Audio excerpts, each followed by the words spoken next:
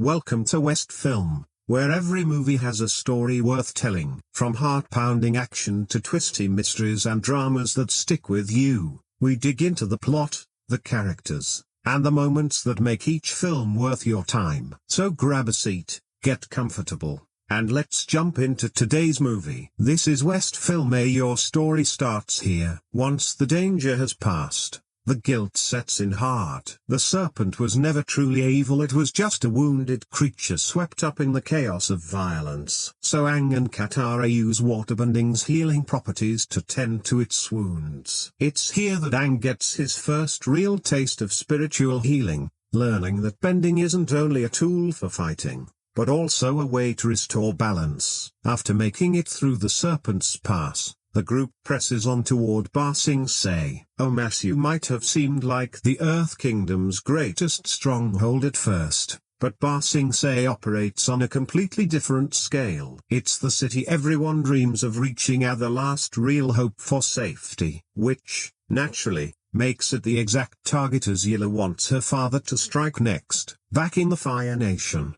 Azula lays out a bold invasion plan during a Royal Council meeting, presenting it with total confidence. Fire Lord Ozai clearly admires her strategic mind, but instead of rewarding her with command of the army, he hands the troll to General Huang. Azula is given a different assignment altogether: track down Prince Zuko and Uncle Iroh, who have been living in poverty since their banishment, scraping by on field labor for almost nothing. Iroh seems to accept this humbler life with surprising peace, but Zuko is miserable every single day of it. He can't stand how low they've fallen. Eventually, Zuko's resentment boils over completely. He turns on Iroh and unloads years of pent-up anger, insisting that if Iroh had fought for the throne instead of drowning in grief after losing his son in battle, Ozai never would have seized power. Zuko blames his uncle's passivity for everything that's happened to them. After hurling those words at him, Zuko storms off, determined to hunt down the Avatar on his own. But Azula knows her brother better than he thinks. She doesn't waste time searching blindly. She simply follows the Avatar's trail, confident Zuko will eventually surface in the same place. That trail leads everyone to the wealthy town of Full Moon Bay. Jailing. Aang assumes that, per old air nomad tradition, people will offer them food out of generosity. He quickly learns the world doesn't work that way anymore. A tradition doesn't cover the bill. With refugees still in need, the group stumbles on an underground earthbending tournament, and Aang sees a shot at winning prize money to buy food. Inside the arena, the reigning champion is a hulking fighter called the Boulder. Aang's about to step up and challenge him for the prize when another competitor enters the ring. First, a blind girl known only as the Blind Bandit. Nobody expects much from her, but that assumption doesn't survive the first round. She annihilates her opponent, reading every movement through vibrations in the ground. She doesn't need sight. The earth tells her everything. Watching her fight, Aang suddenly recalls something Bumi once told him about a teacher who listens and waits, and realizes this might be exactly who Bumi meant. She's not just powerful, she understands earthbending on a level Aang has never seen. Before he can even approach her, though, the Blind Bandit vanishes after the match, leaving him with more questions than answers. Not long after, Team Avatar receives an invitation from the Bifong family, one of the wealthiest and most influential families in town, with a history of supporting past avatars. They accept and head to the estate, where they discover the truth: the Blind Bandit is actually Toph Bifong, the family's daughter. Her parents see her as delicate and helpless, utterly unaware that their fragile daughter has secretly become a champion fighter in the underground scene, feared and respected under a different identity. At dinner, Aang almost blows her cover without meaning to. Before he can say too much, Toph kicks him under the table to shut him up, then discreetly earthbends a message into the ground telling him to meet her later and to stop talking about her fighting in front of her parents. That night, Toph finally opens up to Aang about her past. When she was 6 or 7, she wandered into a cave full of badger moles at the very first earthbenders. Because they were blind too, There was an instant, wordless connection between them. They experienced the world the same way she did, not through sight, but through movement, pressure, and vibration. By studying how they moved and mimicking their rhythm, she taught herself earthbending in its rawest form. The wild part is that her parents have no idea what she's truly capable of. Convinced she needs constant protection, they hired an instructor under strict orders to teach her only the basics and never push further. In their minds, Toph needs shielding from the world. In reality, she could probably handle most of it single-handedly. She wants to help Aang, and she knows she could teach him things no one else can. But she also admits she can't just leave, since her parents control every aspect of her life. Meanwhile, fate steers Zuko into the same town. Passing through, he spots a local boy being shaken down at a checkpoint,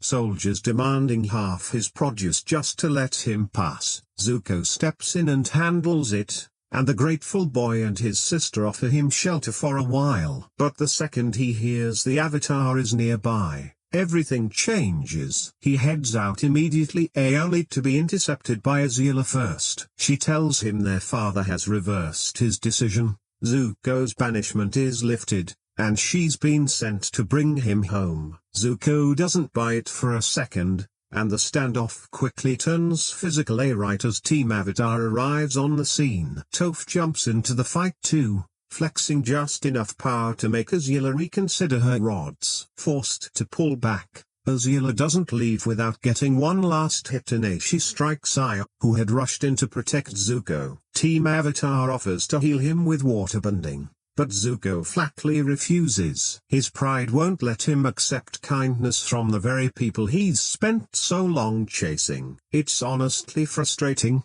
because deep down, Zuko has never really been like ATLA. Even as kids, the contrast was obvious. Zuko clearly took after his mother's heart, while ATLA showed a cruel streak from a young age. As children, she'd amuse herself by throwing bread at turtle ducks while Zuko tried to stop her, genuinely upset on the animals' behalf. Ozai fed that cruelty in ATLA, constantly pushing both children to compete and dominate rather than treating each other as siblings. Their mother, Ursa, despised what Ozai was turning them into. She saw the damage firsthand and even attempted to flee with both kids to get them away from his influence, but she was caught before she could pull it off. That upbringing still shapes Zuko today. Part of him knows right from wrong, but another part is still desperate to earn his father's approval, and that tug of war keeps tearing him apart. Back in town, Toph finally rejects the version of herself her parents have forced on her. She's not some delicate flower to be locked away. She's a rock, solid,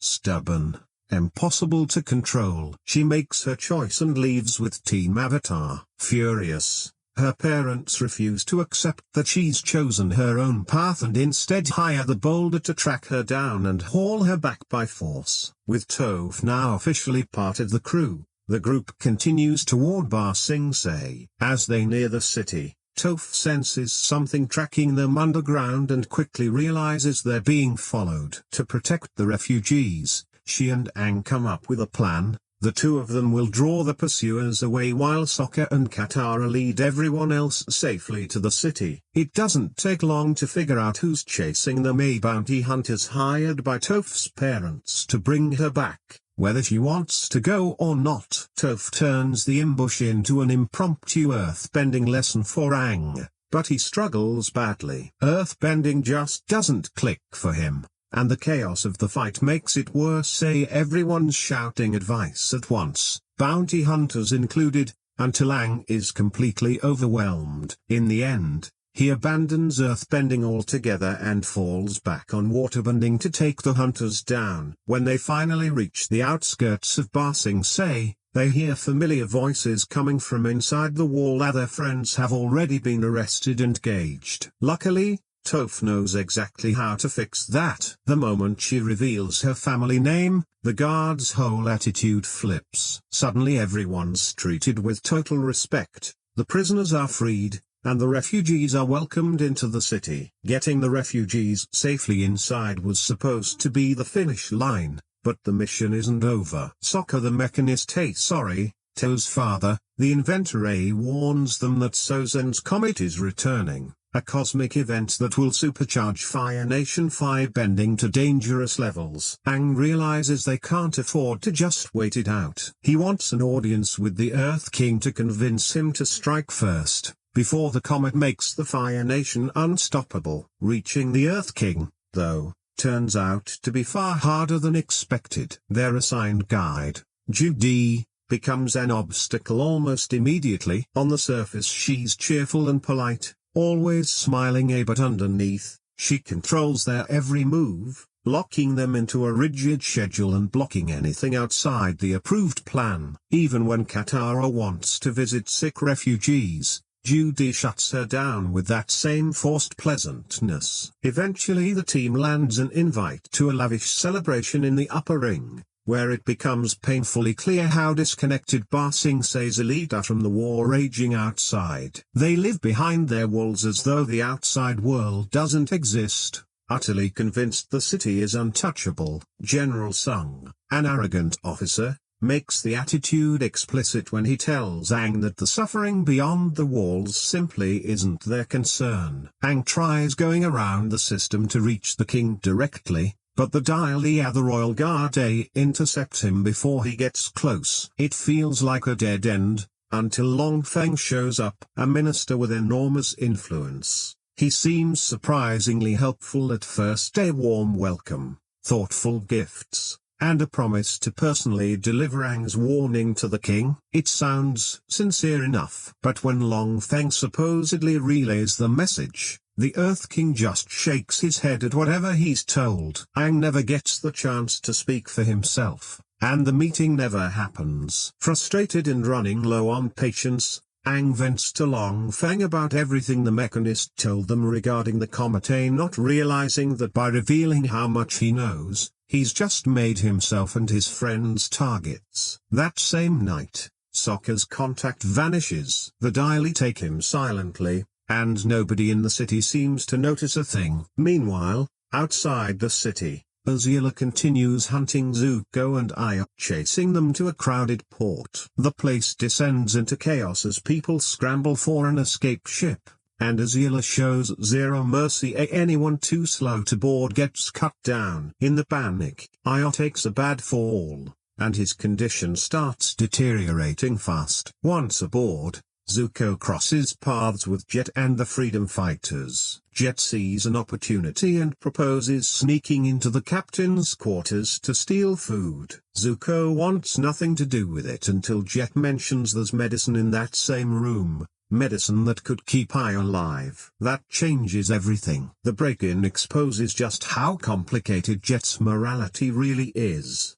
He talks like a champion of the helpless, but the moment things get risky, he prioritizes his own crew, grabbing what food he can and bolting, leaving the others trapped. Surprisingly, it's Zuko who does the right thing, helping the stranded freedom fighters escape and making sure the stolen food reaches the starving refugees on deck. It's the kind of selfless act Zuko keeps insisting he's not capable of. Jet feels the sting of his own selfishness watching it happen, while the refugees start looking at Zuko with real respect. The frustrating part is that Zuko already has these better instincts in him. He just keeps fighting against them instead of trusting them. Back in Ba Sing Se, several days pass before anyone notices Sokka's contact is missing. Sokka's been sliding notes under his door with no response, assuming he's just busy. Aang, meanwhile, has been spending more time with Long Feng,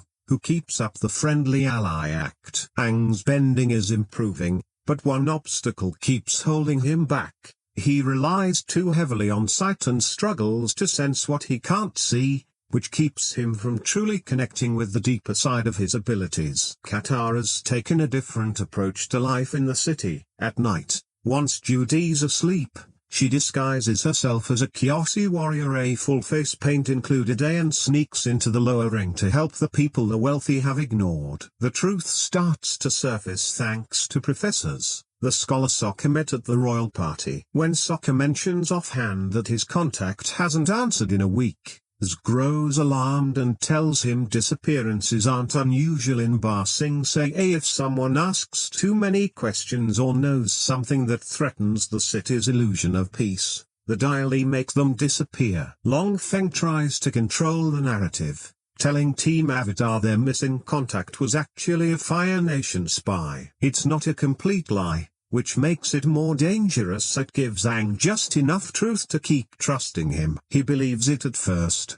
but then notices someone tailing him through the streets. Rather than confront the man directly, Aang lets himself be followed for a while, then circles behind his tail using airbending. Katara's supposed to keep Judy distracted while he does this, but she gets pulled away after spotting Jet in the city and without her cover, Aang ends up captured. The person surveilling him turns out to be General Sung, and she's not there to hurt him. She's been playing along with the official narrative in public, as the city demands, but privately she knows the danger outside is very real, and she needs Aang's help convincing the king before it's too late. She asks him to tell her everything, and he lays it all out. Have a comet, the Fire Nation threat, the disappearance. That's when Sung drops the real bombshell. Long Feng isn't the friendly minister he pretends to be. He's the true power behind the ATLA, running the whole operation from the shadows. Aang reacts emotionally,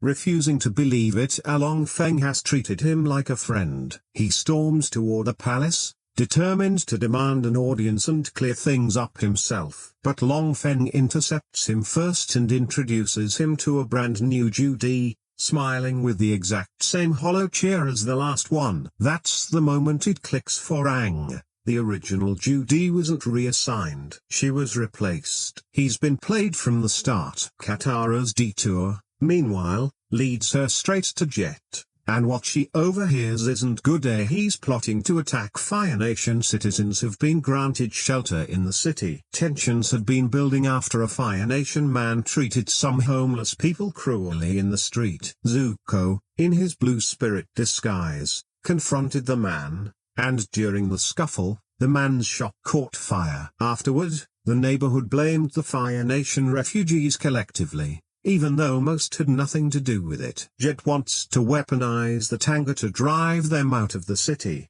and he even tries recruiting Zuko into the plan. Zuko refuses. Recognizing how dangerous things are getting, he warns the Fire Nation families to flee before Jet comes for them, but they choose to stand their ground instead. When Jet's group finally shows up, Zuko appears as the blue spirit to defend them, and at nearly the same moment, Katara arrives with the same goal. The instant she uses waterbending, Jet recognizes her, and once Zuko sees her too, he realizes the Avatar must be close by. Even now, after everything, Zuko can't let go of his fixation. And just as Ba Sing Se's internal tensions boil over, an even bigger threat reaches the city. ATLA and her team have arrived. When Team Avatar first entered the city, the Kyoshi warriors had already left, sent away by local officials who insisted there was no war and no need for their protection. While traveling out,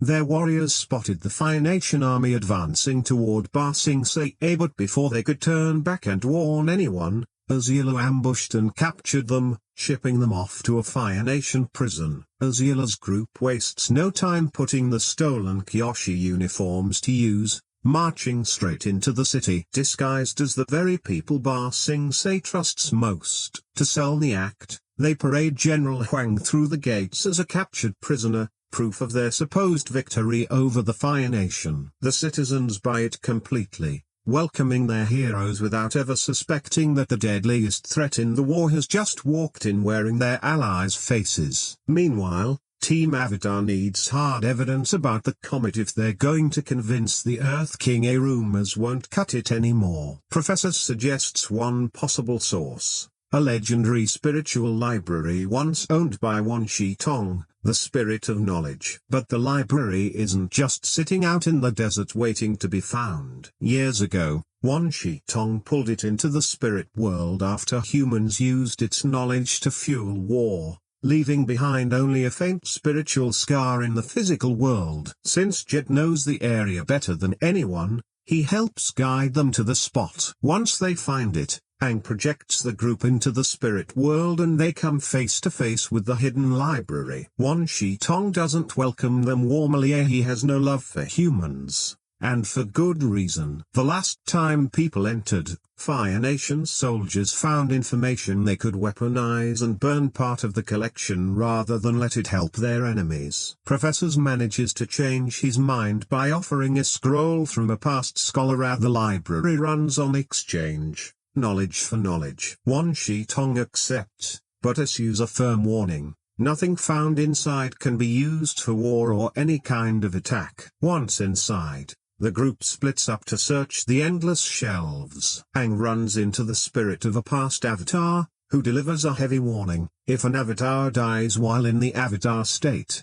the entire cycle of reincarnation ends. No next avatar, no continuation. Everything stops with him. It's a stark reminder that his greatest power is also his greatest risk. Elsewhere, Katara and Jet stumble on the remains of Jet's old freedom fighter crew, and the discovery cracks Jet open. His bitterness suddenly makes a lot more sense. Most of his friends died in the war, kids who believed they were strong enough to fight before reality crushed that belief. Jet's been carrying that guilt ever since, blaming himself for leading them into something they weren't ready for. Katara tries to reach him, insisting he can't keep punishing himself. They were children caught in a war far bigger and uglier than any of them understood. The real breakthrough, though, comes from Toph, who encounters the spirit of a past female avatar and learns something crucial. While the comet will supercharge firebending, there's an opposite celestial event, a solar eclipse called the Day of Black Sun, during which firebenders lose their power entirely. That becomes their opening. Sokka,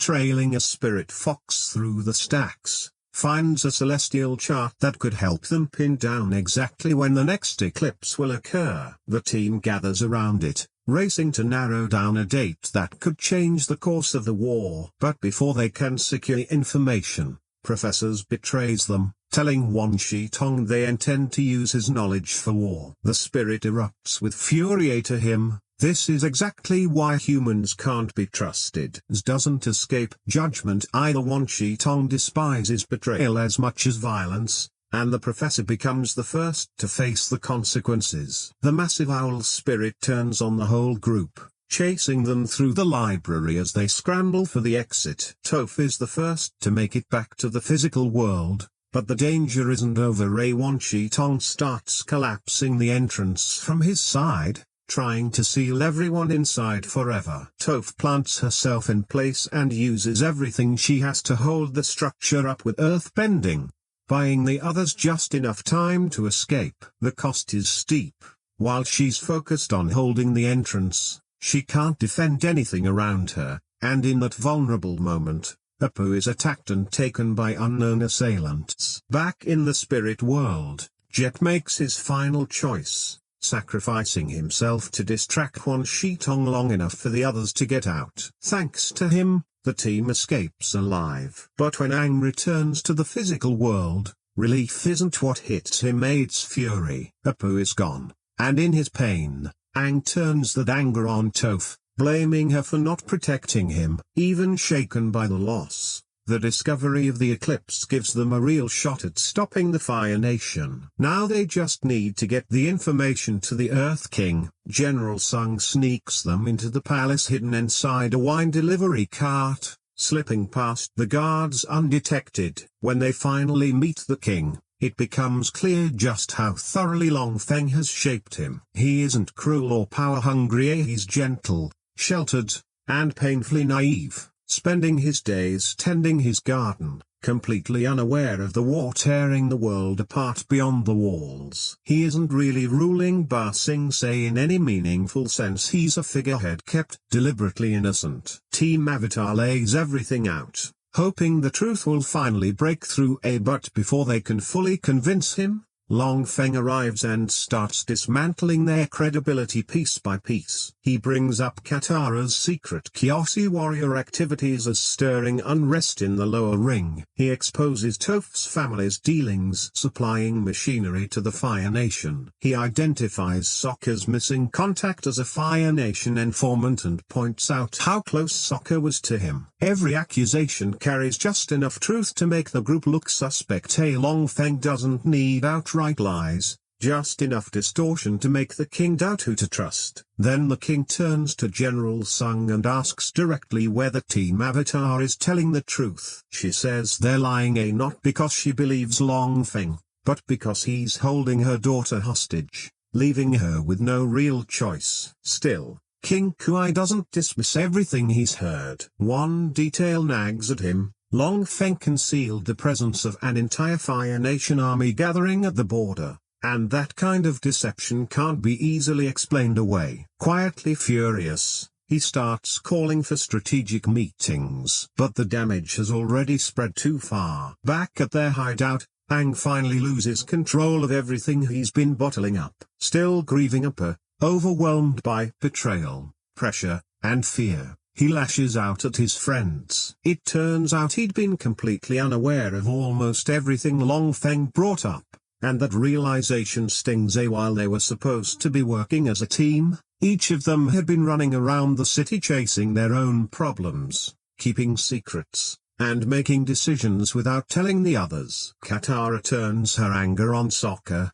furious that he knew about Toph's family supplying machinery to the Fire Nation and said nothing, especially given how those machines have hurt Water Tribe people and destroyed their homes. Sokka tries to explain he only found out days earlier, after someone tried to blackmail him with it, but by then emotions are running too hot for the explanation to land. One by one, everyone says something they shouldn't, and instead of pulling together, the group fractures. Each of them storms off in a different direction and naturally, every path leads straight into danger. Sokka goes looking for Suki after hearing the Kyoshi warriors are supposedly in the city, but the moment he arrives, Azula's team is waiting and takes him down before he can react. Katara heads back into the lower ring to continue her secret vigilante work and walks straight into a trap. Toph is betrayed even more personally as her own mother poisons her tea. Then he's her kidnapped and dragged back home by force. And then there's Zuko. On the day Team Avatar entered the spirit world, he'd found their unconscious bodies in the physical world and had a perfect opportunity to capture the Avatar, everything he'd always claimed to want. But he couldn't do it. Something stopped him. Whether he admits it or not, he's trying to become someone else. Earlier that same day, he'd seen a woman struggling to soothe a crying baby. Later, in his blue spirit mask, he secretly left a toy for the child. Small gesture, but for Zuko, it means a lot. When he hears Katara's been ambushed, he goes after her, but the rescue doesn't go as planned, and both of them end up captured and thrown into the same dungeon cell. Back at the hideout, alone, Aang remembers what Toph tried to teach him. That earthbending isn't just about what you see in front of you, it's about listening through the ground,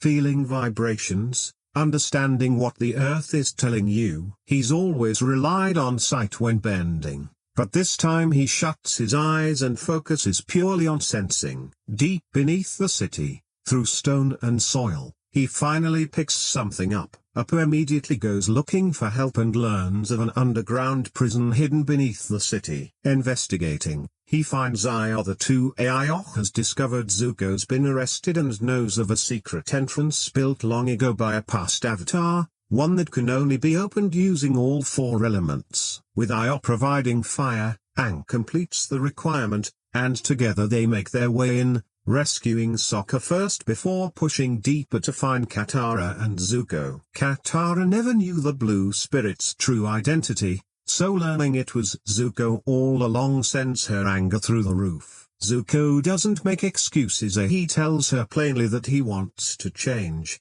to become better. And something about how he says it feels honest enough that she starts to believe him. He opens up about his scar, explaining that fire doesn't truly burn a firebender unless they let it, and the reason his father's flame scarred him so badly is that, deep down, he believed he deserved the punishment. Katara's been carrying spirit water with her, saving it for a moment that truly matters. Listening to Zuko, seeing the pain behind his anger, she nearly decides to use it on him. For one brief moment it looks like she might actually heal his scar. But before she can act, they're interrupted, and just like that, Zuko's shot at redemption collapses almost as fast as it began. After slipping into the city disguised as a Kyoshi warrior, Azula quickly figures out where the real power lies. The Earth King may wear the crown, but he's not the one calling the shots. So she creates her own opening, causing a public scene with open firebending.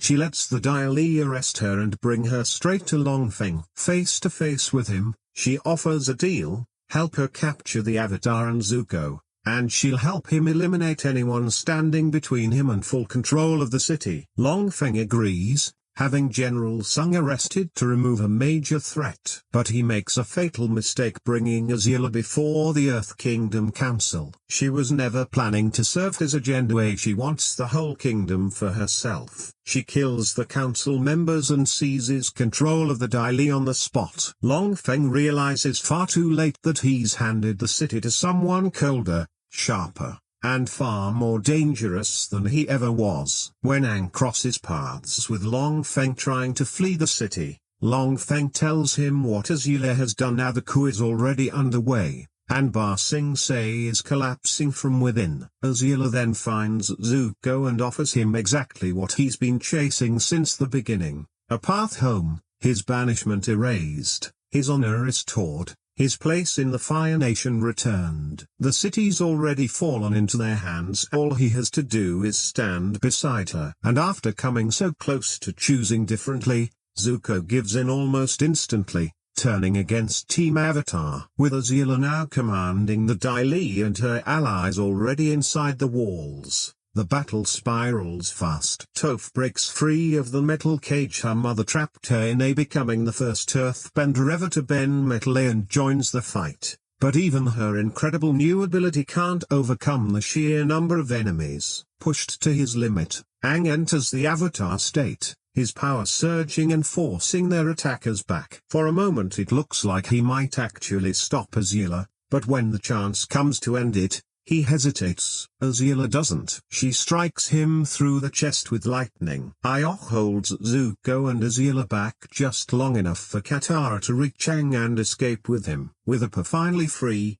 Team Avatar takes to the sky as the great city crumbles beneath them. Katara pours every last drop of spirit water into healing Aang, desperate to save him, but there's no clear answer whether it worked. He comes back for just a moment, then slips unconscious again, and the danger is bigger than anyone realizes, because Aang was struck while in the Avatar state. If he dies now, the entire cycle could be broken forever. As Team Avatar disappears into the distance, the Fire Nation army marches into Ba Sing Se. The great city has fallen, and Fire Lord Ozai has just secured the biggest victory of the 100-Year War. So here's the simplest way to sum up Netflix's Avatar: The Last Airbender. It's not a disaster, but it's not the triumphant victory lap fans were hoping for either. Honestly, that's where this show lives for most of its first season, somewhere in the middle. Some scenes look genuinely impressive. You can feel that the people behind it actually care about this world. And then other times,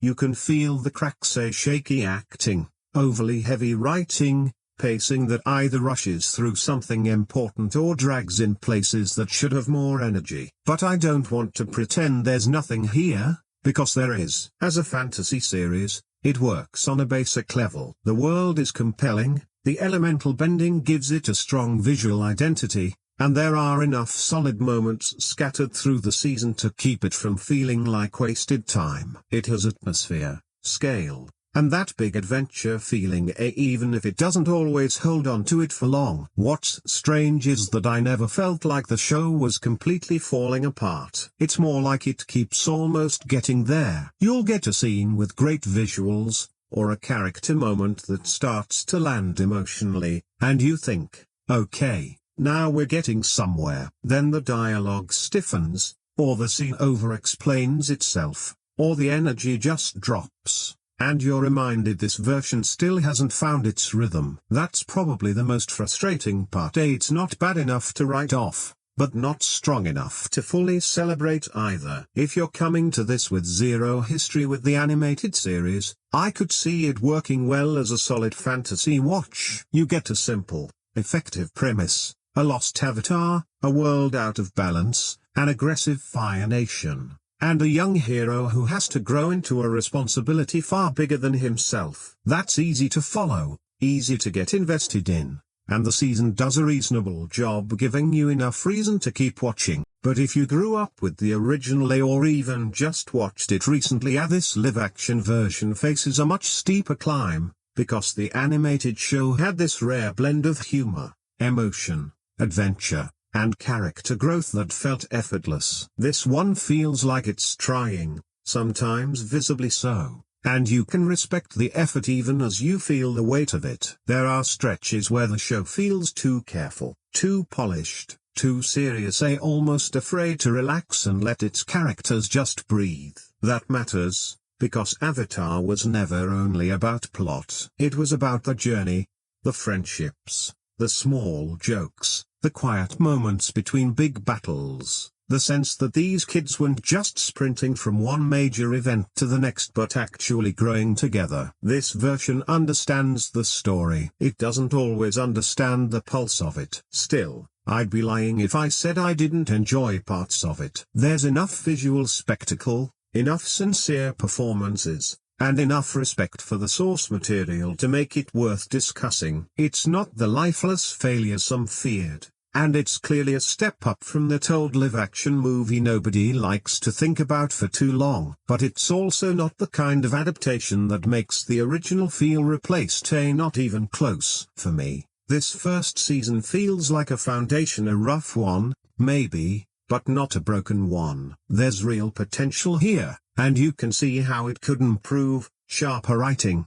more comfortable performances, a story that slows down enough to let the characters feel human instead of constantly getting shoved through plot points. So overall, this is a solid but uneven start. It has heart, though not always enough of it. It has spectacle, but not always magic. It shows respect for the original, but hasn't fully captured what made that original feel so alive. Maybe that's the fairest verdict: a good watch, but not yet a great one. Here's the thing about Avatar: The Last Airbender, it was never going to be judged like a typical fantasy show. Netflix wasn't adapting some half-forgotten cartoon that people vaguely remembered from childhood. They were touching one of those rare shows fans talk about like it rewired something in their brain. And for a lot of people, it kind of did. The original has that almost dangerous reputation where every episode, every joke,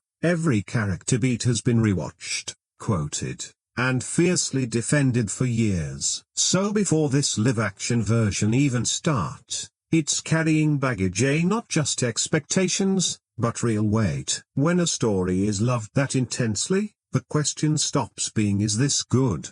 and becomes "why does this need to exist?" That's a much harder question to answer, and you can feel that pressure across the whole first season. Sometimes it feels like the show is being extremely careful not to upset anyone, trying to honor the animation, keep the major story beats, make the costumes look familiar, the bending recognizable.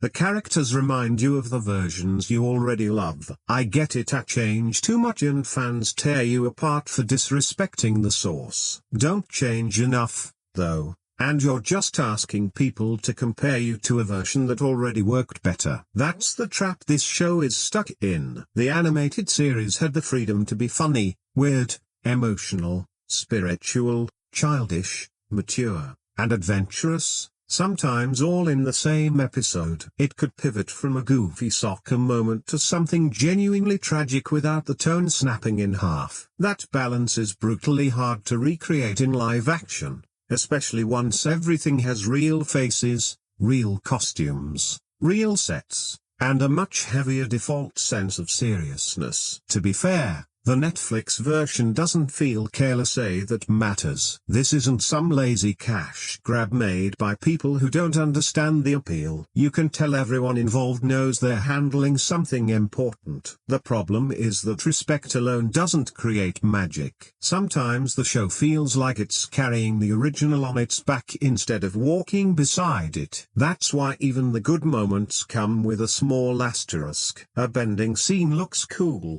but maybe it doesn't flow quite like your memory of the animation. A character says something emotional, but maybe the cartoon already said it better with fewer words. A familiar scene shows up, and part of you enjoys seeing it recreated while another part thinks, yeah, but I already had the perfect version of this. That's a brutal spot for any adaptation, because the original Avatar isn't just like dates trusted. Fans trust these characters, trust their journey, trust the emotional rhythm of this world. So when the live-action version shifts something even slightly, it doesn't register as a neutral creative choice. It feels personal. That might sound dramatic, but that's what happens when a show becomes part of someone's childhood. This adaptation was always going to have to fight for every inch of goodwill. In places, it earns it. In others, it confirms exactly why people were nervous to begin with. The pressure here is real. Netflix didn't just need to make a decent fantasy series. They had to stand next to a beloved classic without looking unnecessary. And that's precisely where this first season struggles most.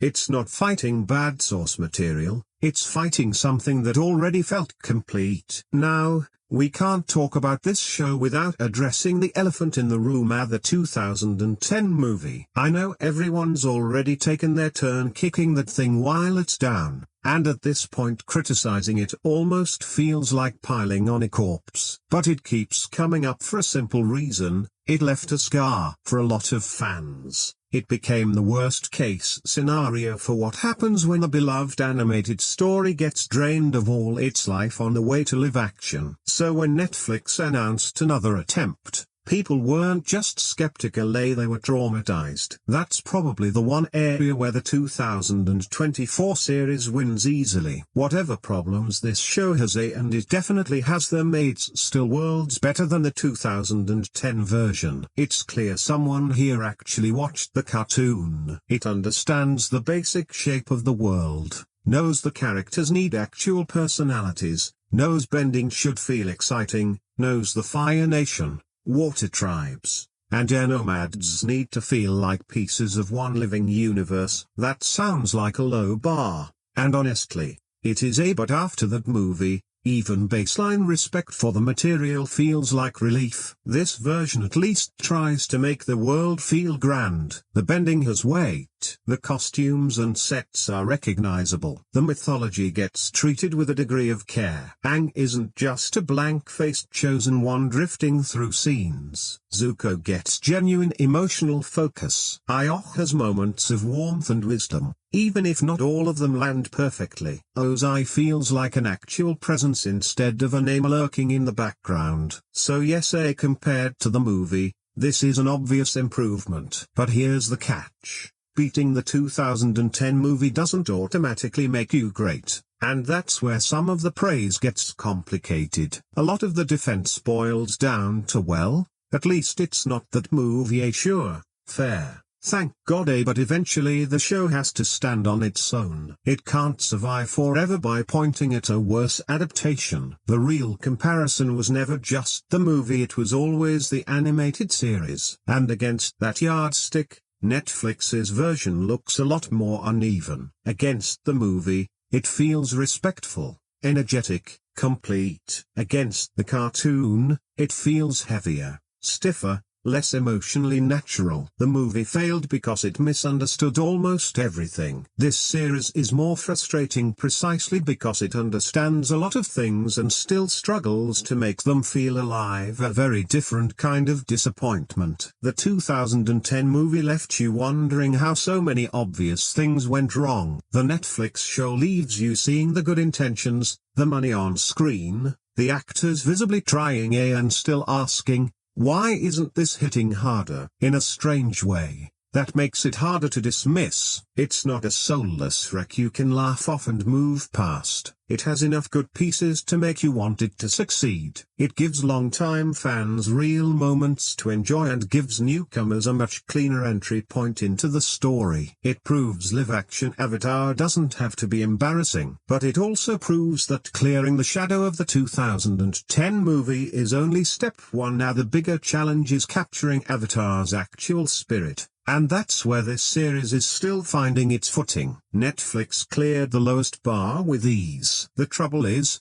Avatar was never supposed to be judged against the lowest bar. The basic setup of Avatar, The Last Airbender, remains one of the cleanest premises in fantasy. A world split into 4 nations, each built around an element: water, earth, fire, air, and above them all, one person capable of mastering all 4 and keeping the peace between them, the Avatar. Simple idea, huge playground, which is probably why this story has always worked so well. You don't need a 20-minute lecture to grasp the conflict. The Fire Nation has grown too powerful, the world is out of balance, and the one person meant to stop it vanished for 100 years. When he finally returns, he's not some battle-hardened warrior with perfect command over his destiny. He's a kid. That detail matters more than anything. Aang isn't introduced as some mighty, untouchable savior. He wakes up after a century frozen in ice to find the world he knew is basically gone. His people, gone. The Fire Nation's influence everywhere. Generations already scarred by a war that started before he even understood what had happened. So right away, underneath the fantasy mechanics, the show has a strong emotional hook. Yes, it's about bending elements, battles, nations, and magical destiny. But really, it's about a child handed a responsibility that would crush most adults. That's the part the live-action version gets right. At least on paper. The world has enough texture to pull you in. The water tribes have their own identity. The Fire Nation feels aggressive and organized. The air nomads carry a tragic sense of absence,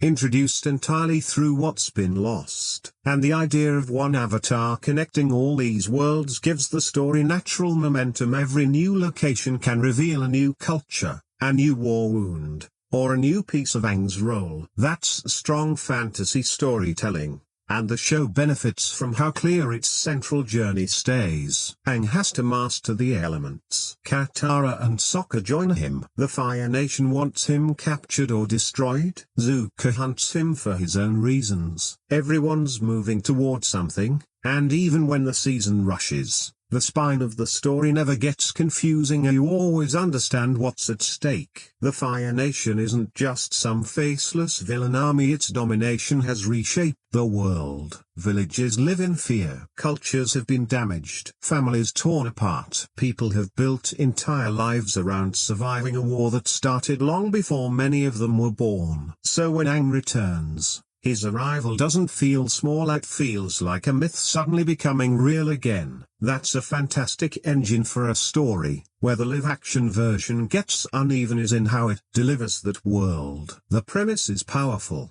but the show sometimes over-explains it. Characters say the important thing out loud when the scene could have trusted us to feel it instead. The world is already speaking for itself through the bending, the ruins, the costumes, the fear of the Fire Nation, how people react to hearing the Avatar is back. But even with that issue, the foundation holds, because Avatar's core story naturally pulls you forward. A lost hero, a broken world, elemental powers, a war bigger than any single character, a villain nation full of internal conflict, a young team that has to grow before it's ready. Even when the adaptation stumbles, the premise keeps it alive. The show may not capture the full magic of the original, but the world itself is strong enough to survive the transition. You can feel why people love this universe, why newcomers get hooked, and even when the execution gets messy, the core idea stays incredibly watchable. A world out of balance, a boy who vanished,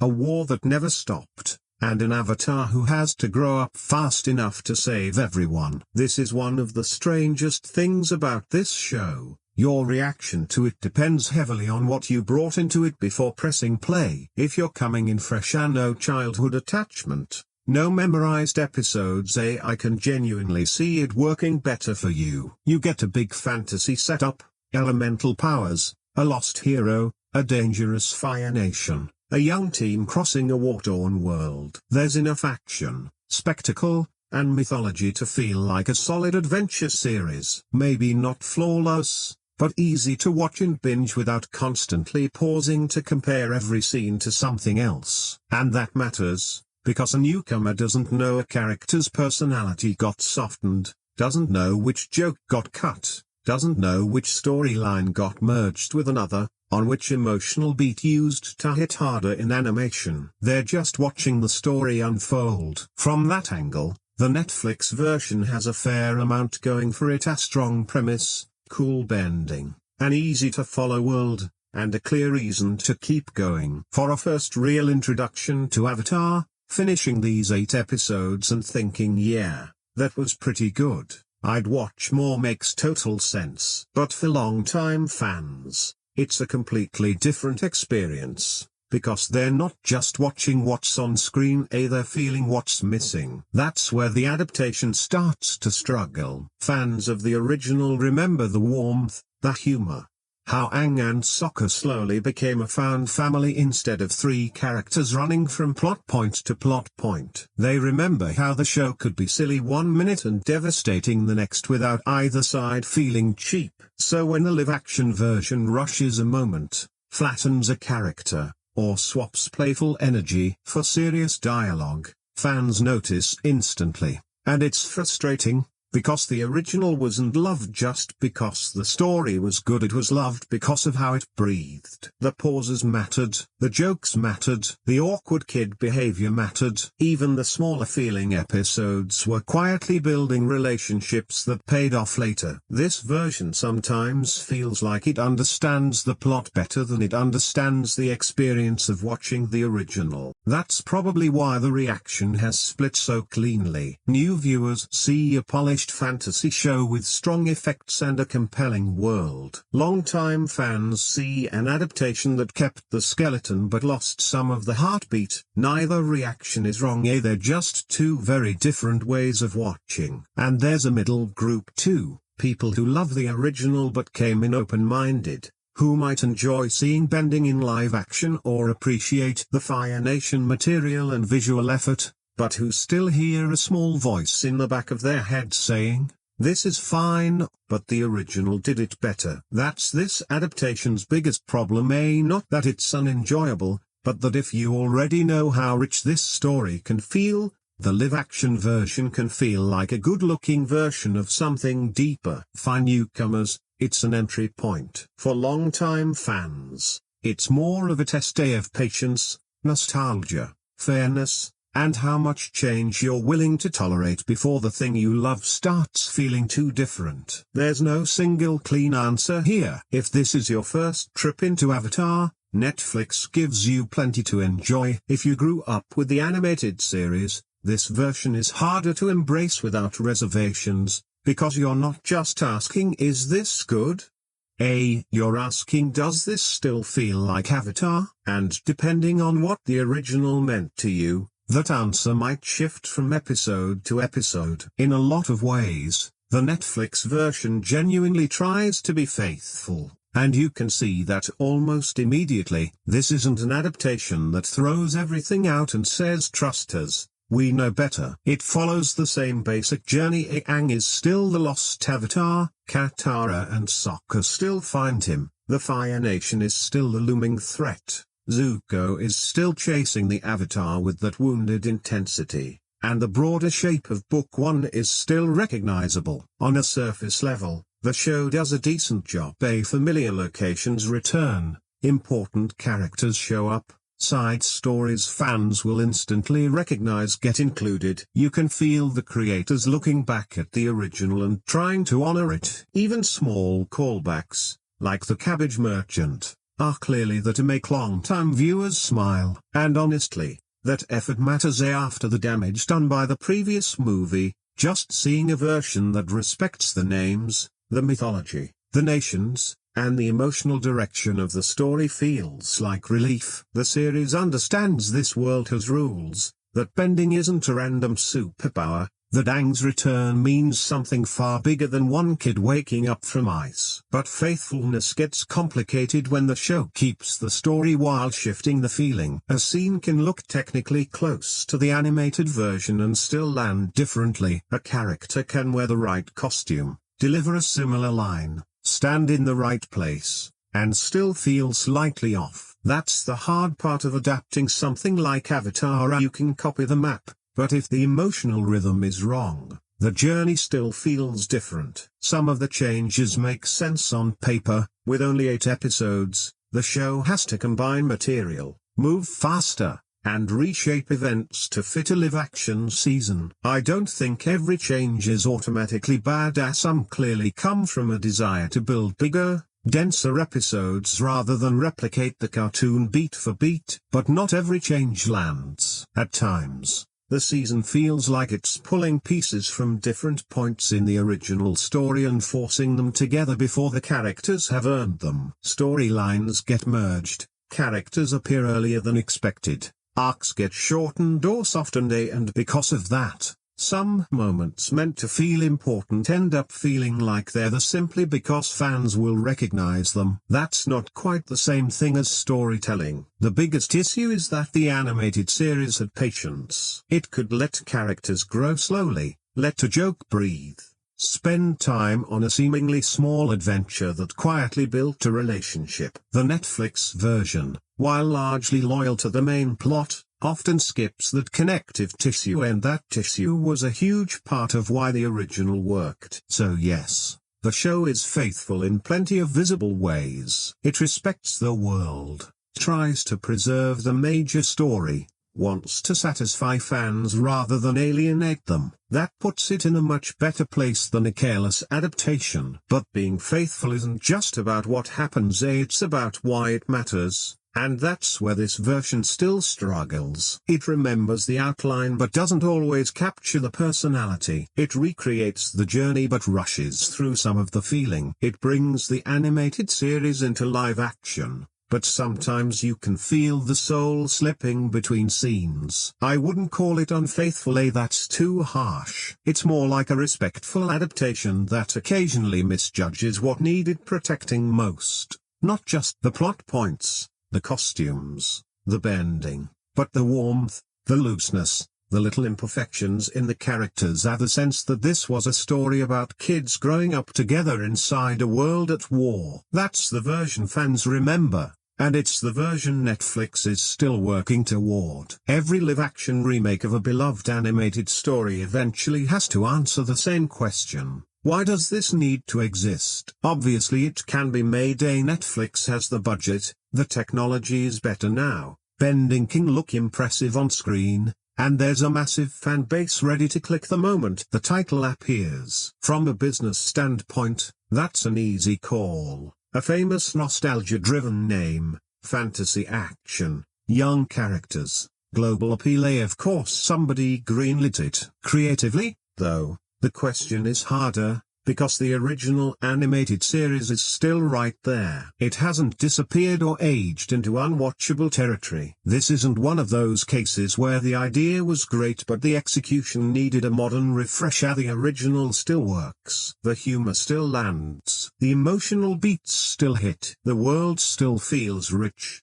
The characters still feel alive. So the live-action version isn't just competing with nostalgia, it's competing with something people can rewatch today and still love just as much. That's a genuinely awkward position. Stay too close to the original, and people wonder why they wouldn't just rewatch the cartoon. Change too much, and fans ask why it's even called Avatar. There's barely a comfortable lane here. It either risks feeling unnecessary or risky, and at times the show seems to sense that. You can feel it trying to justify itself through scale, bigger visuals, a more serious tone, heavier drama, more cinematic bending, more direct conflict, essentially saying, look, this is Avatar with the weight of live action. And in certain moments, I get the appeal. Seeing the elements brought to life is exciting. Familiar locations rendered with real sets and effects have their own charm. There's something satisfying about watching a childhood fantasy world become physical. But that novelty only carries the show so far. Once the initial thrill of recognition fades,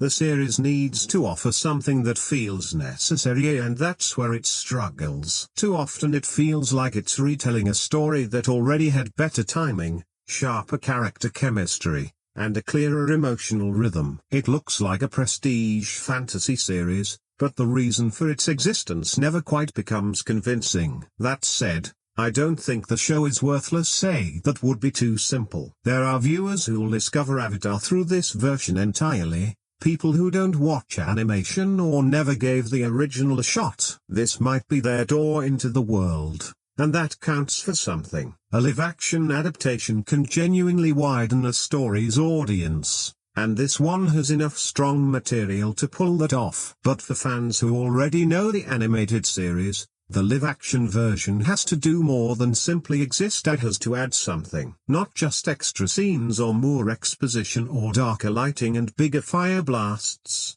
but a genuine reason to stand beside the original. Right now, I'm not convinced it fully does. That's probably why the show is so frustrating even when it's decent. If it were outright terrible, this would be an easy conversation. We'd complain for a week and move on. But because it's competent, because there's real effort here, because parts of it genuinely work, it's harder to dismiss. You end up watching and thinking, this isn't bad, but why am I watching this instead of the version that already nailed this material? That question follows every serious scene, every rushed arc, every recreated moment that doesn't quite hit the same emotional note. Every beat where the show seems proud simply for translating something into live action, as if translation alone were enough. And maybe for some viewers it is. Maybe seeing bending in live action, seeing these characters as real people, seeing the nations rebuilt with modern effects is the appeal on its own.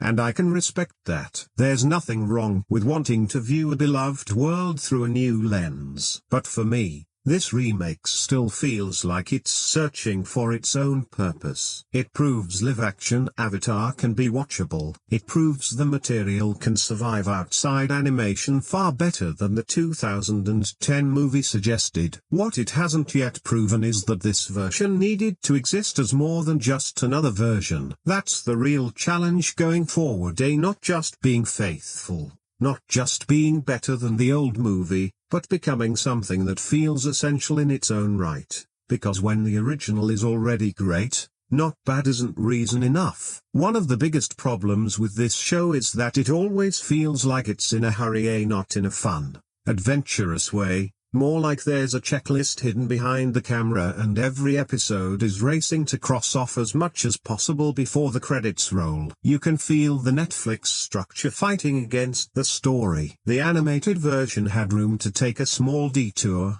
let the characters get lost somewhere, spend an episode on a side adventure that didn't seem huge at first but was quietly building the bond between Aang, Katara, and Sokka. Those smaller episodes mattered. They gave the world texture and let the characters be funny, annoying, immature, brave, selfish, basically human. The live-action version doesn't have that luxury, or at least acts like it doesn't. With only 8 episodes, it tries to compress a lot of material into bigger, denser chapters. On paper that sounds smart. They combine the important beats from multiple animated episodes, give everything a larger cinematic shape, keep things moving for a modern streaming audience. Nobody wants a season that feels like it's wandering. But Avatar isn't a story that works purely on the strength of big plot movement. It works because of the small things happening between the big movements. And that's exactly what this version keeps losing. A character shows up, and before they can settle into the story, we're already being pulled toward the next location. A major emotional beat lands. But the show doesn't always give it room to breathe afterward. Storylines from different parts of the original get merged, and while they technically connect, Emotionally they feel cramped, like the writers are so worried about boring the audience that they never let us sit with anything. Weirdly, that can actually make the show feel slower, because rushed plot doesn't automatically create momentum. Too much compression can make a season feel heavier. Long conversations explaining what matters, characters spelling out their pain, exposition stacked on exposition, until the show feels dense instead of exciting. It's moving fast without really breathing. That's the strange contradiction at the heart of the pacing. Rushed, yet still able to drag. It races through character development, then pauses for dialogue explaining what that development should have shown on its own. It pushes through major events while some scenes still feel overloaded. It wants action movie momentum. But Avatar was never purely an action story. It was a travel story, a friendship story, a coming-of-age story, a war story told through kids who were still allowed to be kids. This version sometimes feels almost panicked, as if someone might click away the moment Aang and the group spend too long just existing together. That's a mistake, because the original didn't become beloved by being maximally plot efficient every minute. It earned its love by giving characters room to grow. Sokka could be rude and sarcastic before slowly maturing. Katara could struggle and hope and grow stronger over time. Aang could be playful one moment and crushed by grief the next. Those shifts need time. They can't be squeezed in between the next location and the next effects sequence. The compression hurts the world building too. Avatar's world is supposed to feel enormous, but when the show jumps too fast between storylines,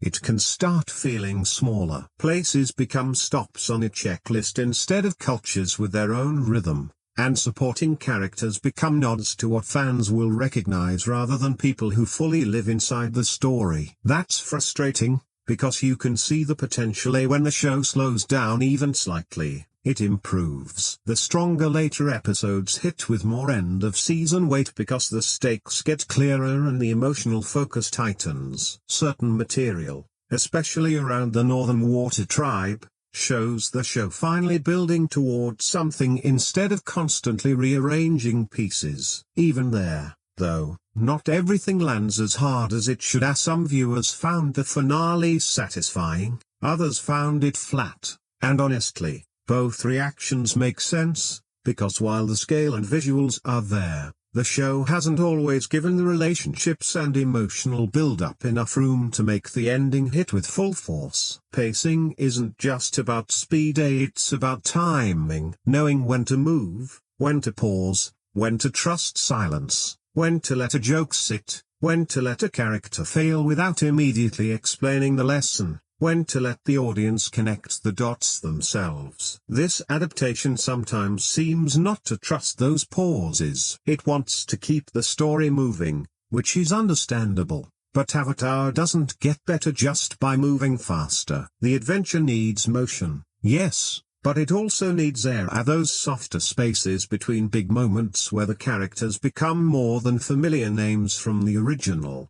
By the season's end, the pacing doesn't sink the show outright, but it keeps getting in the way, keeping strong scenes from becoming great ones, keeping emotional beats from fully settling, making the world feel smaller than it should. Most importantly, it makes the journey feel more like a condensed retelling than a lived experience. And for Avatar, the difference matters a great deal. Another thing that really weighs this show down is how much it talks, and I don't mean regular dialogue. Obviously characters need to speak in a fantasy world built on history, politics, trauma, bending, war, and spiritual balance. There's a lot to communicate, I get that. But there's a difference between dialogue that reveals character and dialogue that explains the episode to you while you're already watching it, and this show falls into that second category way too often. Characters state exactly what they're feeling,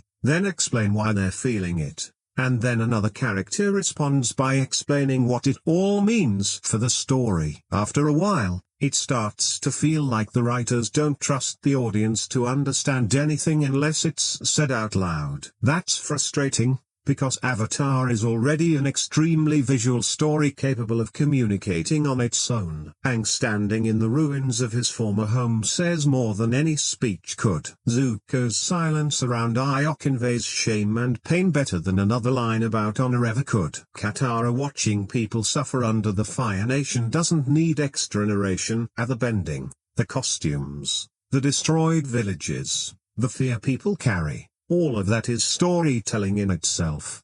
But the show keeps layering words on top, and eventually those words start flattening the emotion instead of deepening it. You can practically see the stronger version underneath. In some scenes the mood is right, the music is right, the actor is holding something back, and then the script steps in and has them just say it, often in the most formal way possible. It's almost like the show is scared of subtext. Not every line lands badly, to be fair. Some of the Fire Nation material works better because the tension is clearer and the performances carry more weight. Zuko and I especially get scenes with real emotional texture. You feel the history, the regret, the pressure. But with the main trio, the writing often feels less natural. Aang, Katara, and Sokka should sound like scared, overwhelmed, excited, annoyed kids slowly becoming friends. Instead they sometimes sound like they're reciting prepared statements about courage,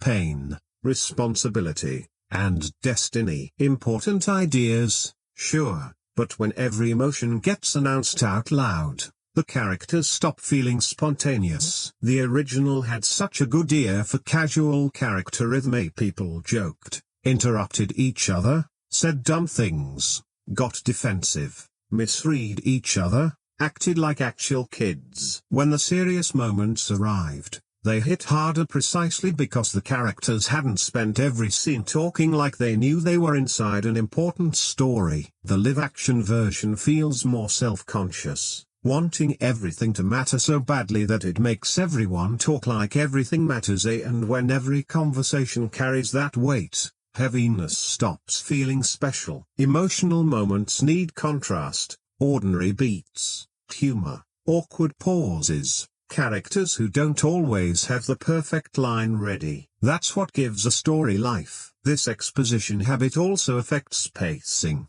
The show is often already racing through major events, then slows down for lengthy explanations, so instead of feeling fast and thrilling, an episode ends up feeling dense, moving quickly plot-wise while constantly stopping scene by scene to re-explain things we already understood. It's an odd combination, and maybe some of it comes from adaptation anxiety. The writers are handling a huge world, a passionate fan base, and only 8 episodes, so they probably felt pressure to make every major idea crystal clear. But clarity isn't the same as emotional impact. You can explain a theme perfectly and still fail to make the audience feel it. What the show really needs is more confidence. Let Aang be quiet sometimes. Let Katara show frustration without turning it into a speech. Let Sokka hide insecurity behind actual humor instead of purely functional jokes. Let Zuko's anger sit in a room without immediately being unpacked. Let Io's wisdom come through behavior rather than advice. Trust the scene, trust the actors, trust the audience. The bones of the story are strong enough that we already understand Aang carries guilt. The Fire Nation is dangerous. Zuko wants honor. Katara wants to grow stronger. Sokka is trying to protect people without bending powers. The show doesn't need to underline every point, it needs to let those points breathe. That's why the dialogue is such a persistent issue. It doesn't sink the season, but it keeps reminding you this adaptation is working too hard to explain a story that should feel more natural, turning emotional beats into information, character conflict into statements, mystery into instruction. For a world this magical, that's a shame, because sometimes the most powerful thing a character can say is nothing at all. One thing I missed most in this show wasn't a particular scene, it was the fun. I know that might sound like a small complaint given how seriously the show is clearly trying to take its story. The Fire Nation is dangerous, Aang carries real grief, the world's at war, people are scared. Trauma is everywhere. A heavier tone makes sense in plenty of places. But Avatar was never powerful because it stayed serious constantly. That was the magic of the original. It could tackle genocide, war, destiny, grief, and spiritual balance while still remembering its main characters were kids. Awkward, silly kids who made bad jokes, got jealous, argued over nothing, and had fun even while their world was falling apart. The live-action version often forgets that. It feels so focused on making the story mature and important that it loses some of the warmth that made the original so easy to love. The humor isn't completely gone, but it's noticeably reduced. Sokka gets some funny lines, sure, but they often feel safer and softer than they used to. Aang has moments of innocence, but not enough of that playful spark. Katara is written with so much seriousness that her warmer, lighter side rarely comes through naturally. Without that playfulness, the journey starts to feel heavier than it should. That matters because humor in Avatar was never just decoration or a breather before the next dramatic beat. It was part of the character writing. Sokka's sarcasm told us who he was. Aang's goofy energy made his sadness land harder. Katara's emotional reactions revealed both her strength and her youth. Even Io's lightness, his tea obsession, his odd little jokes, his relaxed warmth, they made his wisdom feel human instead of preachy. Strip too much of that away, and you don't just make the show more serious, you make it flatter. The characters start feeling like they're perpetually carrying the plot's weight instead of living inside the world, moving from one tense conversation to another about responsibility, destiny, pain, and fear. Those themes belong here, but when they dominate too heavily, the show loses contrast, and everything starts playing at the same intensity. It becomes exhausting in a quiet way. The original knew how to let the audience relax with these characters, to enjoy their company. That's precisely why the darker moments worked. We cared because we'd seen them laugh, seen them be annoying, seen them act like actual kids rather than symbolic figures in a fantasy war. This adaptation sometimes treats fun as less important than drama, but fun was part of the drama. That's why Sokka's rudeness and immaturity mattered, why Aang's desire to dodge responsibility mattered, why the group simply messing around mattered. These weren't distractions. They were the pieces that made the characters feel alive before the story demanded growth from them. I think this is where future seasons could improve the most. The show doesn't need to become a comedy or copy every joke from the animated series, but it does need to loosen up. Let the characters tease each other, let Sokka be a bit more ridiculous, let Aang be a child rather than only the Avatar. Let Katara have moments that aren't purely about concern or seriousness. Right now the show seems worried that too much humor might make the world feel less important. But with Avatar, it's the opposite. Humor makes the stakes feel more important, because it reminds us what these characters are actually fighting to protect,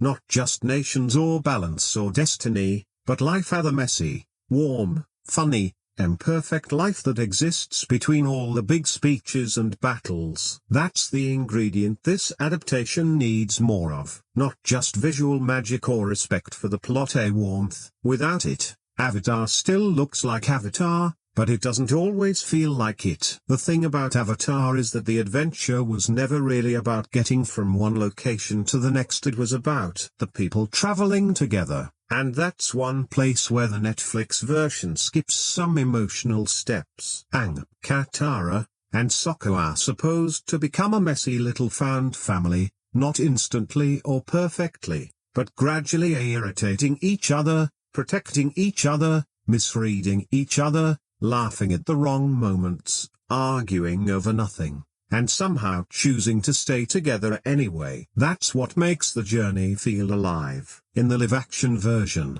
you understand they're a team because the story tells you so. They traveled together, face danger together, share important conversations. But the bond itself doesn't always get enough room to grow naturally. It's present, but thinner than it should be. A big reason is the lack of downtime. The original had space for moments that didn't seem huge on the surface, small jokes, random detours, odd little side adventures, Sokka being dramatic over something trivial, Aang getting distracted because he's still a kid, Katara growing frustrated trying to hold everyone together. Those weren't lazy filler, they were the glue. This version cuts a lot of that glue, so the characters keep moving through plot without always feeling like they're truly living alongside each other. They feel assigned to the same quest more than emotionally bonded by it, and that matters, because when the show later asks us to care about their friendship,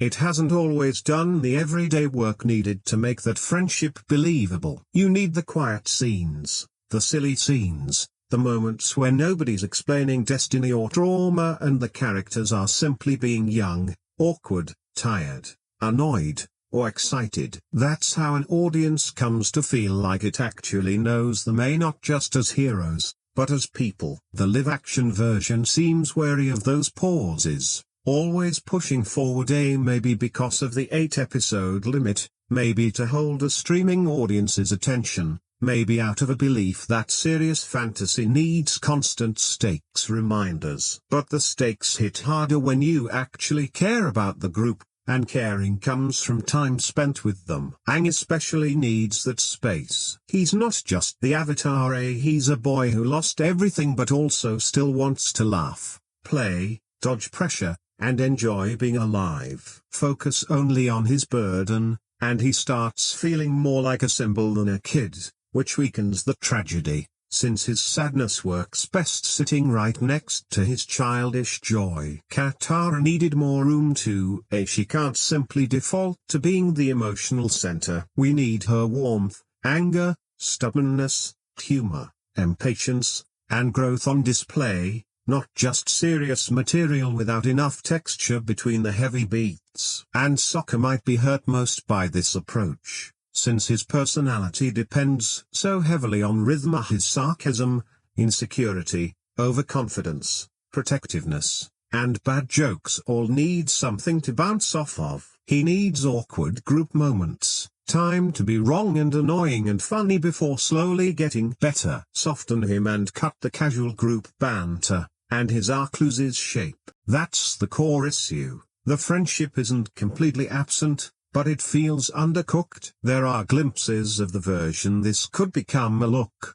a small exchange, a moment of shared danger that starts pulling them closer, but the story usually moves on too quickly instead of letting the chemistry build, jumping back into the next major event. For a show like this, that's a costly trade, because Avatar isn't just about defeating the Fire Nation, it's about a group of kids becoming strong enough to face a broken world together. If we don't feel that friendship, the whole journey becomes more mechanical. The plot still functions, the visuals still entertain, but the emotional engine runs weaker. Which brings me back to the same point: this show needed more ordinary moments, not boring ones, ordinary ones. Moments where Aang, Katara, and Sokka feel like they exist outside the plot, laughing when they shouldn't, hiding fear, understanding each other without a big meaningful line to mark the moment. That's where real chemistry gets built,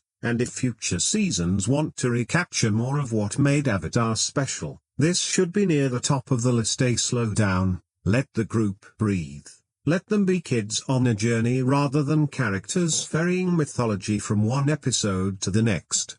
Because while the world is built on 4 elements, the story itself is built on friendship. The acting here is one of those areas I kept going back and forth on, because I don't think the cast is lazy. That's not the issue. There's real effort and sincerity on display. Nobody feels like they walked onto set without respect for the material. With a story this beloved, that matters, you want to feel like the actors playing Aang, Katara, Sokka, Zuko, Io, and everyone else understand that fans aren't just watching costumes and bending effects. They're watching characters they already have an emotional bond with. But effort doesn't automatically translate to a strong performance, and that's where the show becomes uneven. Some scenes genuinely work, and performances settle in more comfortably as the season progresses, particularly when the writing gives the actors something grounded to play. Other scenes feel stiff,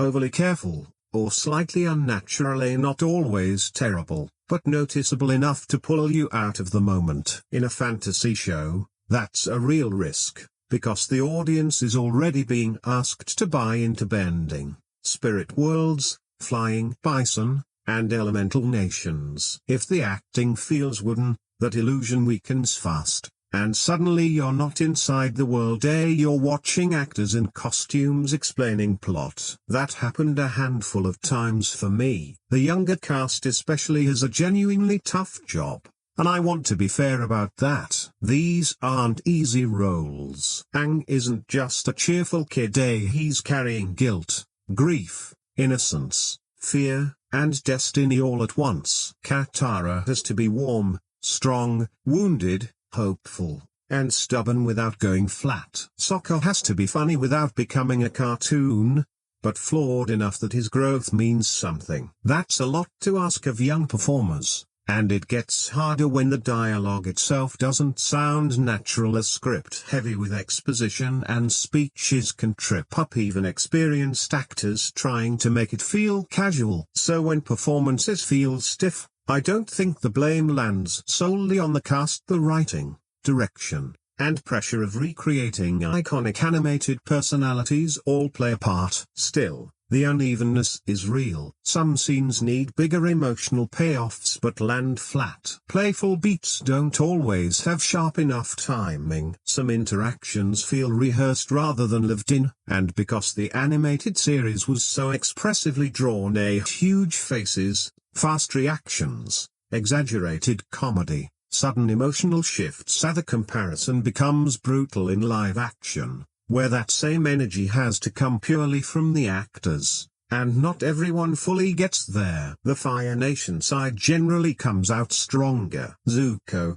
Ozai, and often Iroh have more dramatic material to work with. Shame, ambition, pressure, family wounds, and that gives the actors something solid to grip. Dallas Liu's Zuko in particular feels more focused than a lot of the hero side material, and Daniel Dae Kim brings real presence to Ozai. Even when the show gets uneven elsewhere, that corner of the story usually feels more controlled. The main trio is trickier. Their chemistry should be the heart of the show, but between inconsistent performances and a script that keeps rushing them forward, it doesn't always click the way it needs to. You get glimpses, small moments that suggest real potential, but then a stiff exchange or a joke that misses the mark, or an overly formal line comes along, and the group dynamic loses its spark. That's probably the best way to sum up the acting overall. Sparks, but not yet a steady flame. There are also supporting performances that land differently, as some feel closer to the spirit of the original than others.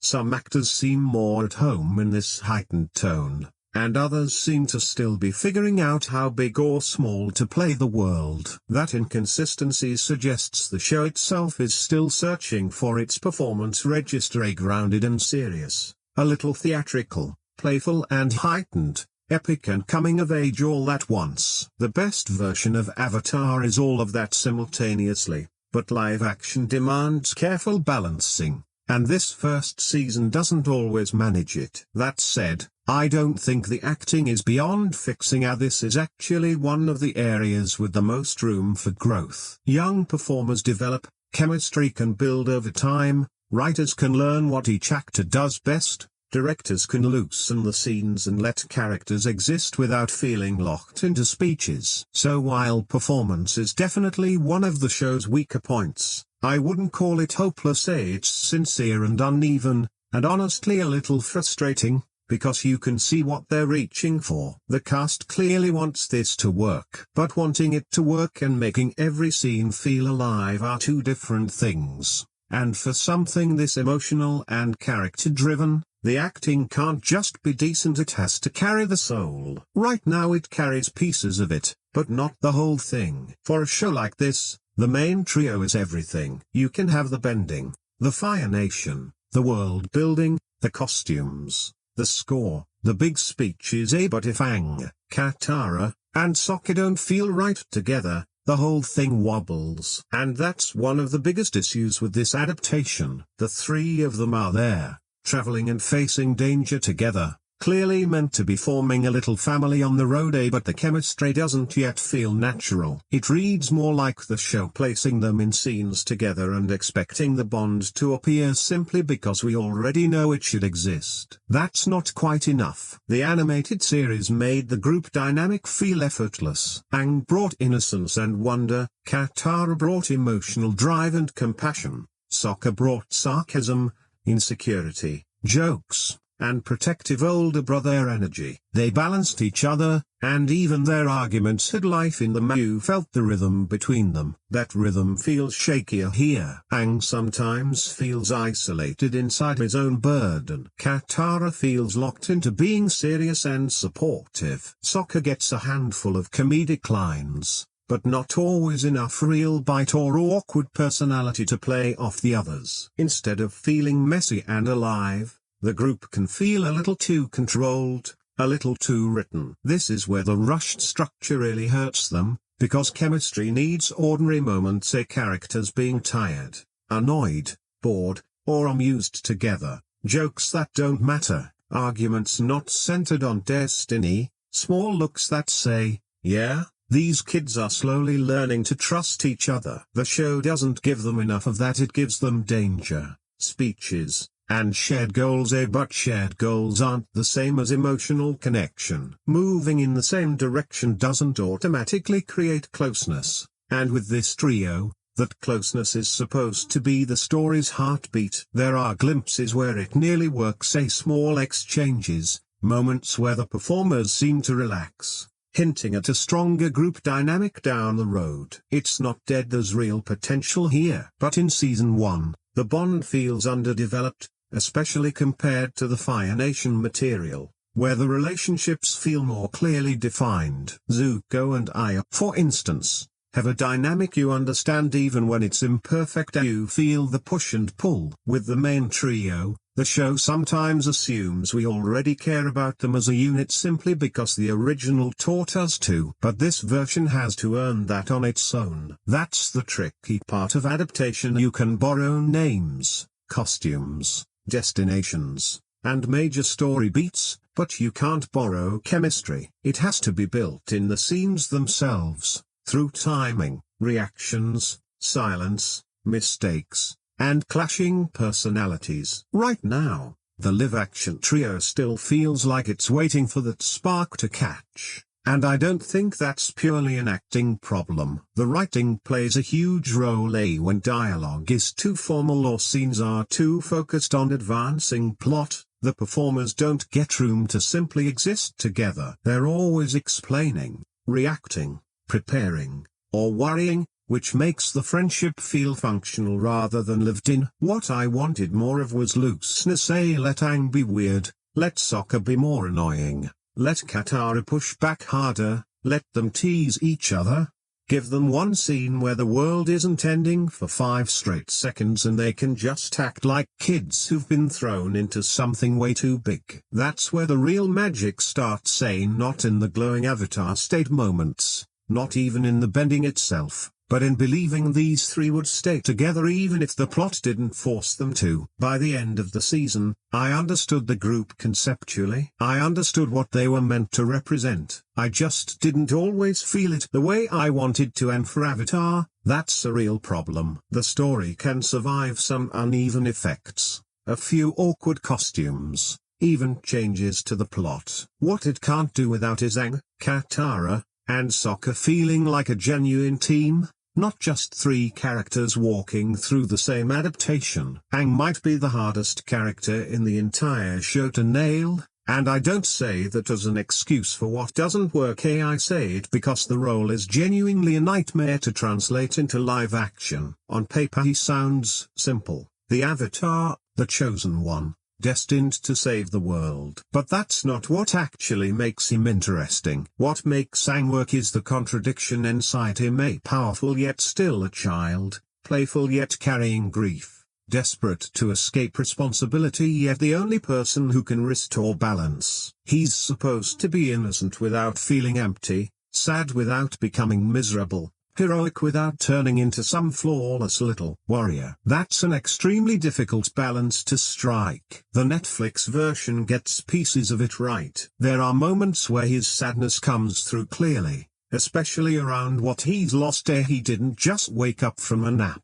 He woke into a world where his people are gone, his home destroyed, and everyone now looks to him as the solution to a war he never got a chance to prevent. That part of Aang genuinely matters, and might be the piece live action is most invested in exploring. This version leans hard into his trauma, guilt, and loneliness as the Last Airbender. When it works, it gives him a heavier, more serious emotional layer, making clear this isn't a kid scared of responsibility just because he wants to have fun. He's scared because the world has already punished him for disappearing, even though he never meant for any of it to happen. The problem is the show sometimes pushes that sadness so hard that Aang loses the lightness that's supposed to define him. He needs joy, not because the story should be childish, but because his joy is exactly what makes his sadness hurt. Written only as burdened, guilty, confused, or overwhelmed,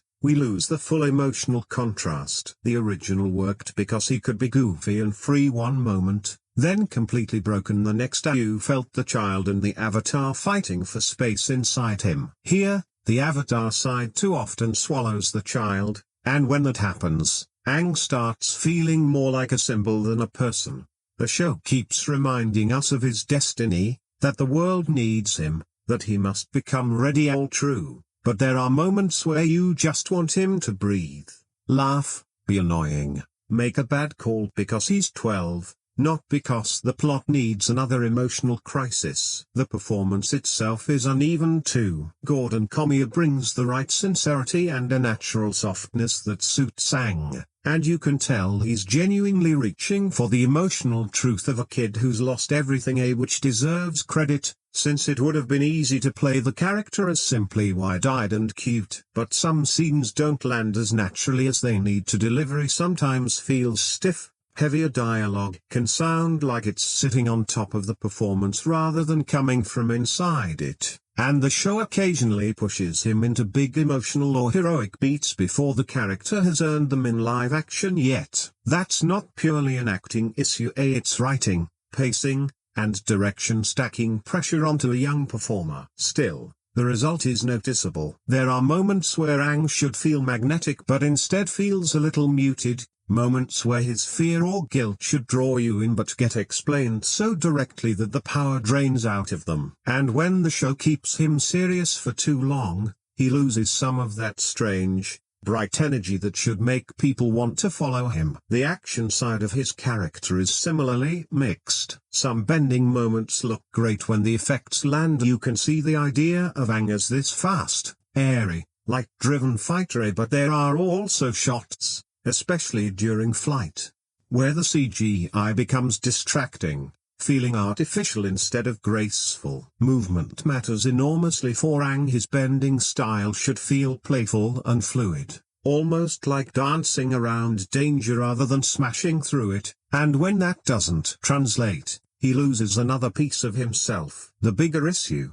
though, is that the show sometimes makes him feel oddly ineffective, coming across less like a young hero finding his footing and more like a kid who complains, gets overwhelmed, and needs everyone else to carry him through. To be fair, he's supposed to struggle. Instant mastery would ruin the whole journey. But struggle needs shape. We need to watch him fail, learn, adjust, and grow, and feel that even when he's not ready, there's something special in him beyond the title of Avatar. Too often the Netflix version tells us that instead of showing it, which is where Aang becomes frustrating. The foundation is there, the grief, the innocence in flashes, the clear burden, but the full personality hasn't clicked yet.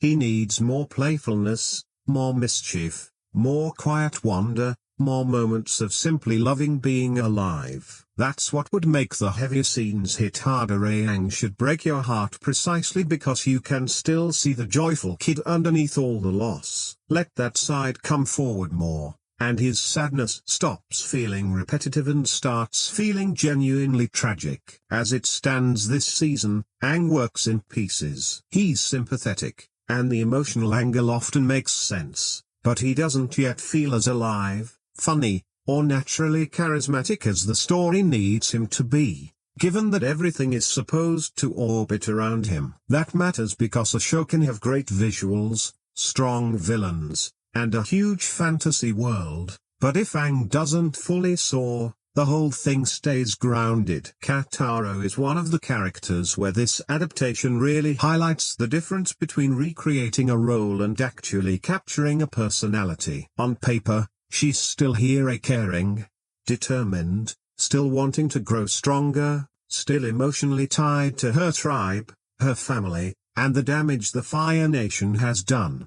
The show clearly knows she matters, knows she's not just the girl in the group, and wants her to be one of the story's emotional anchors. But something feels missing, and it's not one single thing or a bunch of smaller things that add up. In the original, Katara had fire underneath the kindness. She was compassionate, sure, but also stubborn, angry, bossy, impatient, hopeful, reckless, nurturing, and sometimes flat out wrong. That mix is what made her feel real, a young girl forced to grow up fast inside a broken world, sometimes made stronger by it, sometimes made messy by it. The Netflix version keeps much of the seriousness but not always the mess, and that's where she starts to feel flatter. Some scenes soften her too much, almost as if the adaptation is afraid to let her be difficult. She gets emotional material without always getting emotional range. She gets narrative importance without always getting enough personality in the moment. Instead of feeling like a passionate young waterbender pushing against her world's limits, she can come across as someone quietly carrying the group's expected heart role.